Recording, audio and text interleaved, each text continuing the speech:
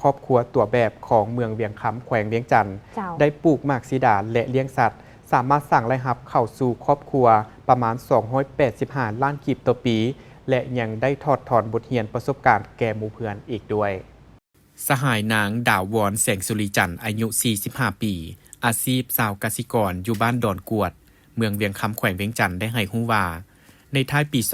2019 ได้เริ่มต้นปลูกหมากสีดาเป็นสินค้าในเบื้องต้นได้สั่งเอาแนวพันธุ์หมากสีดาจำนวน150ปี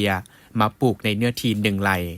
ระยะห่างการปลูกแม่น3 คูณ 3 เมตรโดยนำไส้ถึนของครอบครัวทั้งหมดเริ่มต้นประมาณ 10.5 ล้านกีบเพื่อซื้อแนวพันธุ์เกี่ยมดินเฮ็ดหัว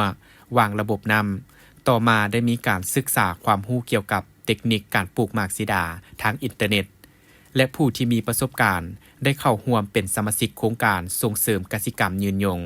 และพัฒนาชีวิตการเป็นอยู่เขตชนบทโครงการสาลีโครงการเลี้ยงสัตว์ใหญ่แบบปล่อยพร้อมดังได้เข้าร่วมฝึกอบรมเทคนิคการป้องกันพยาธิและแมงไหม้การเฮ็ดน้ำชีวภาพและสมุนไพรวิธีการห่มห่อวิธีการเก็บเกี่ยวและการปลูกหญ้าเลี้ยงสัตว์และอื่นๆมาฮอดปี 2021 จึงได้ขยายเนื้อที่ปลูกหมากสีดาตื่มอีก3ไร่จำนวน500เบี้ยจาก1ไร่เป็น4ไร่ซึ่งได้ลงทุนตื่มอีกประมาณ50ล้านกีบ